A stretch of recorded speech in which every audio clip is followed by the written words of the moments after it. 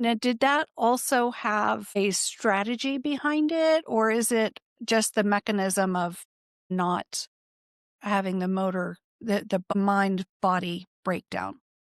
Yeah. I mean, in terms of, people Like the who are nonstop autistic who are chatter has a strategy. I don't think so. From the Okay. people that I've spoken to, and even from my own experience, what I think is happening when people are, well, obviously, if you are non-speaking and you do have those like neurodevelopmental challenges, that's Mhm. not a strategy. That's a combination Right. of those challenges plus, a lot of sensory overwhelm because a lot of autistic people just, receive, we process sensory inputs in very different ways. Sometimes things are very overwhelming for us. For some people, it's bright lights or very loud, unexpected noise or just being around a whole lot of people. Like a lot of things can be overwhelming. And for some people, that's not. Like some people thrive off that. It really just depends on the person. But Yeah. the common thread is that we do experience things in our sensory systems in very different ways. So Yeah. I think a lot of that is at play.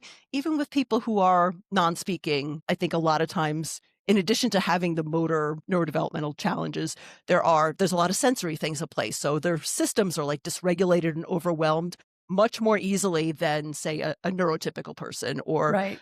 things. And then, We have all that also. oh yes, Yeah. absolutely. Yeah. And then for someone who say, there's the term selective mutism, which some people don't like. We're still working out all our phrasing in the autism community and we don't agree on Yeah. everything. It is possible for someone who has the ability most of the time for speech to just in certain situations, whether they're very tired, very stressed, very sensory overwhelmed, to literally lose that ability to respond or Mm. to get your motor Yeah.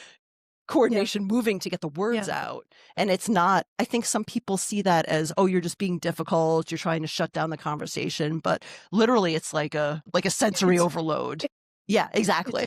Yeah. So in yeah. some people will, use the instead they might be able to write things down or they might, even use like a tablet and a keyboard. In some cases it depends on the person, but yeah, I Which don't think also it's takes energy.